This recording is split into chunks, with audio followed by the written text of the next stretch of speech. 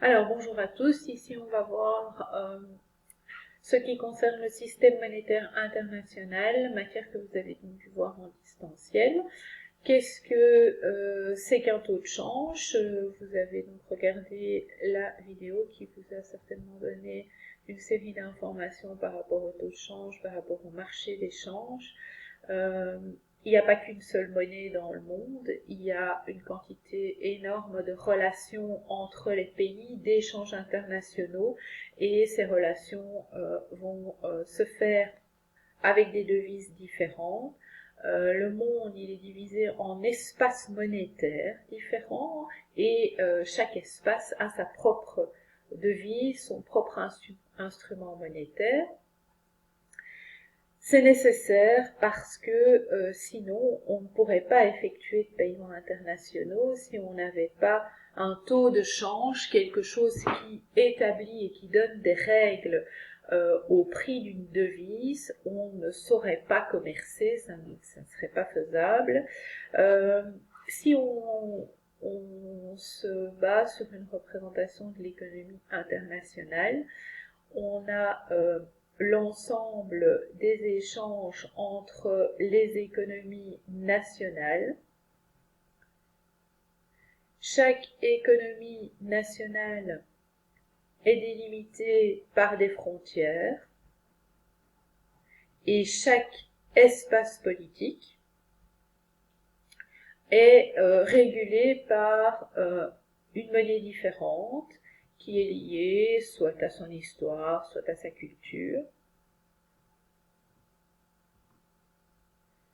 Une petite recherche pour retrouver les noms des devises et les codes ISO qui sont donc parcourus dans la représentation internationale. Alors on a le dollar, ça c'est très connu, dollar US, c'est le dollar américain, USD, le sigle vous le connaissez aussi, le Brésil, le Real, c'est BRL, l'Argentine, le peso, c'est ARS, l'euro, ça évidemment vous connaissez, EUR et le sigle. Vous avez également en Angleterre la livre sterling. Alors la livre sterling, on en parle pas mal pour le moment avec le Brexit notamment. GBP et le sigle, le L avec la barre au centre. Le Nigeria Naira, NGN. Afrique du Sud, le Rand, ZAR. En Inde, c'est la roupie, INR. En Chine, le yuan, CNY. Et au Japon, le yen, JPY.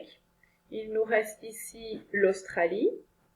C'est le dollar australien. Alors, il existe plusieurs dollars dans le monde, le dollar américain, le dollar australien. On a aussi le dollar canadien, le dollar néo-zélandais. Pour l'Australie, c'est AUD. Alors, au fur et à mesure des échanges internationaux, en fait, ce qui intéresse les individus, c'est de pouvoir connaître le prix auquel ils vont s'échanger ces biens et ces services, auxquels ils vont les vendre, auxquels ils vont les acheter. Donc, ils ont besoin de connaître ce prix dans leur monnaie habituelle, dans leur monnaie locale, pour pouvoir avoir un élément de comparaison, pouvoir avoir une valorisation. Le taux de change, c'est donc la quantité de monnaie nationale qu'on utilise pour se procurer une unité de devise étrangère. C'est en fait le prix d'une devise exprimé en monnaie locale, en monnaie nationale. Alors, les taux de change, le prix des devises, en fait, peuvent varier fortement entre elles. Donc ça, on verra plus tard quelles en sont les causes principales. Ici, vous avez en dessous un graphique qui vous donne sur l'année 2020 la valeur d'un dollar en euros. On vous demande à la clôture du 3 janvier quelle était la valeur du dollar en euros. Donc on voit qu'il clôture à 0,82. Donc ça veut dire que 1 dollar s'est échangé 82 centimes d'euros le 3 janvier 2021. Alors vous voyez également qu'on a une valeur basse et une valeur haute, donc ça veut dire que sur la journée, la valeur fluctue constamment. comment se comportent ces deux devises sur l'année 2020? Alors on voit plus ou moins ici depuis mai que l'euro est toujours plus fort que le dollar. Hein. On voit en fait que 1 dollar va toujours obtenir moins d'euros au fil du temps. On dit que le dollar se déprécie en opposition à s'apprécie, d'accord? Donc ici, on va avoir 1 dollar qui va donner de moins en moins d'euros au fil du temps, donc il se déprécie. Alors, on interprète ça un peu comme on veut, mais je reste convaincue que la politique de Donald Trump et sa gestion de la crise sanitaire a sans doute une incidence sur la dépréciation du dollar américain. Les gens et les investisseurs en tout cas ont de moins en moins confiance dans le dollar et donc ça se répercute dans la valorisation du dollar américain. Ça va peut-être aller mieux maintenant avec le nouveau président. Alors le marché des changes, vous avez parcouru donc cet article qui vous explique comment ça fonctionne et qu'est-ce que c'est qu'un marché d'échange. Vous avez pu noter les idées principales de cet article ici. Nous, on va résumer en fait les choses importantes sur le marché des changes. D'abord, il existe deux régimes de change, le régime d'échange flottant et le régime d'échange fixe. Le régime d'échange flottant, c'est celui qui découle de la loi de l'offre et de la demande sur le marché des changes. D'accord? Donc le taux se fixe librement selon la loi de l'offre et de la demande. Et dans le régime des taux de change fixe, eh bien, ce sont les États qui vont fixer donc le prix des devises, les taux de change, et donc ça évolue beaucoup moins. Alors un exemple ici pour illustrer la loi de l'offre et de la demande, un exemple de vente d'Airbus A380 à l'Iran. Ce sont des données purement fictives, mais sur le graphique de l'offre et de la demande, on a en abscisse l'euro et en ordonnée on va avoir le taux de change entre l'euro et le rial qui est donc la devise iranienne, IRR. On va avoir donc une offre croissante qui est ici donc en bleu, une offre croissante d'euros en contrepartie de rial et on va avoir une demande décroissante d'euros en contrepartie de rial. On a à l'intersection de l'offre et de la demande un taux de change d'équilibre. Ça veut dire que pour 1 euro, on va devoir donner 32 692,27 rial. Alors, lors de la vente des Airbus A380 à l'Iran, les Iraniens, ils vont devoir donc échanger leur rial contre des euros pour un montant de 394 millions d'euros. Donc, ce sont des montants qui sont importants.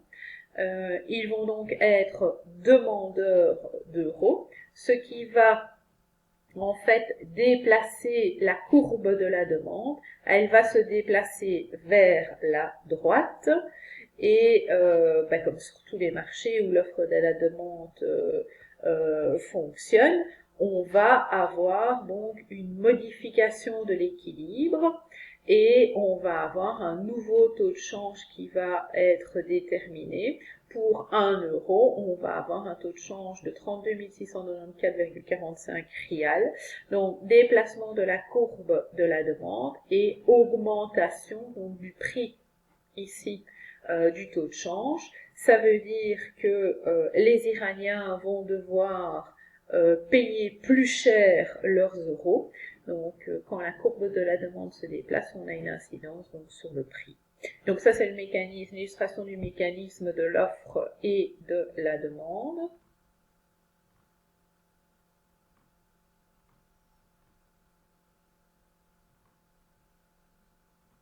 Le marché d'échange. Eh bien, le marché d'échange, comme tout marché, c'est un lieu de rencontre entre les vendeurs et les vendeurs de devises et les acheteurs de devises ici, puisqu'on est sur le marché d'échange, dont le but, c'est d'échanger des monnaies en fonction d'un taux qui est fixer sur ce marché un taux de change.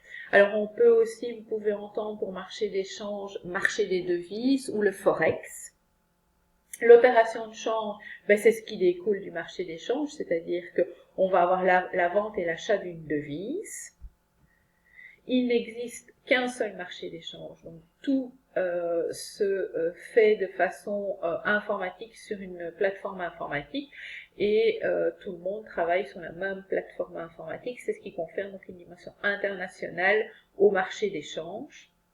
Les acteurs du marché d'échange, les entreprises, les ménages et les organismes financiers, ce sont les trois acteurs principaux du Forex. Les entreprises, elles ont besoin de devises pour leurs échanges internationaux, pour commercer.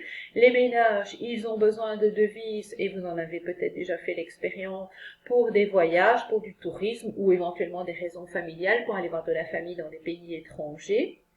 Et les organismes financiers, eux, ils vont avoir besoin de devises, mais pour des placements à but spéculatif généralement. Comment fonctionne le marché d'échange? Alors, le marché d'échange, il fonctionne avec des opérations et des transactions qui s'effectuent de gré à gré, c'est-à-dire que ça se négocie directement entre les acteurs sur le marché. On va avoir d'une part les organismes financiers et les courtiers. Les organismes financiers sont les banques en général et les courtiers qui vont négocier donc les transactions entre eux sans intermédiaire directement sur le marché d'échange. Et on a d'autre part les particuliers et les entreprises qui, eux, ont besoin d'un intermédiaire. Ils vont avoir besoin de leur banquier pour négocier donc les taux de change et leur fournir les devises. Donc ce sont les banques qui interviennent donc sur le marché d'échange au Forex pour négocier les devises qu'ils doivent acheter ou vendre. Alors, on le disait, le Forex, il n'y en a qu'un, il n'y a qu'un marché d'échange, il n'y a pas d'adresse physique, on ne sait pas aller frapper à la porte pour y rentrer. Ça se passe de façon électronique dans le monde entier, tout le monde accède au marché d'échange et généralement toutes les grandes banques ont un marché d'échange à l'intérieur de leur mur, donc un plateau où ils ont toute une série de cambistes qui vont donc toute leur journée négocier des devises, vendre et acheter pour différents intermédiaires. Le marché d'échange, il va toujours fonctionner avec des transactions par paire, c'est-à-dire que on achète une devise et on en vend simultanément une autre. On va donc se retrouver avec des devises qui sont négociées par paire. Alors les paires les plus importantes, c'est l'euro et le dollar, mais aussi le dollar et le yen.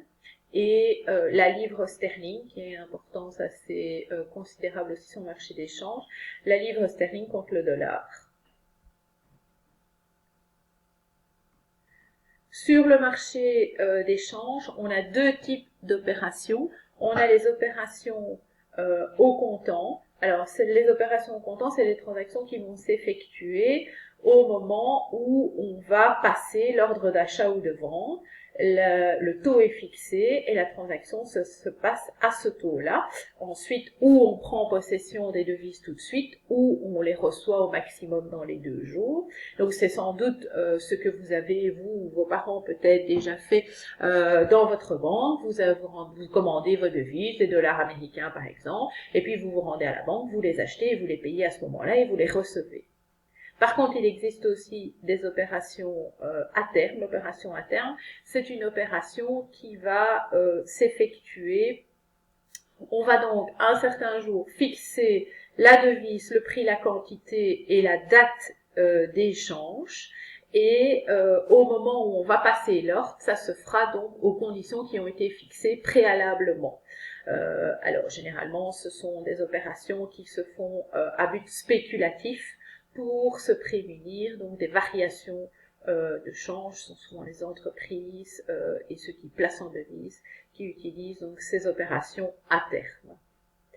Voilà, si vous avez des questions, n'hésitez pas, on peut en reparler au cours aussi, mais on ne reverra pas la totalité donc ici de la matière. Bonne journée, à bientôt.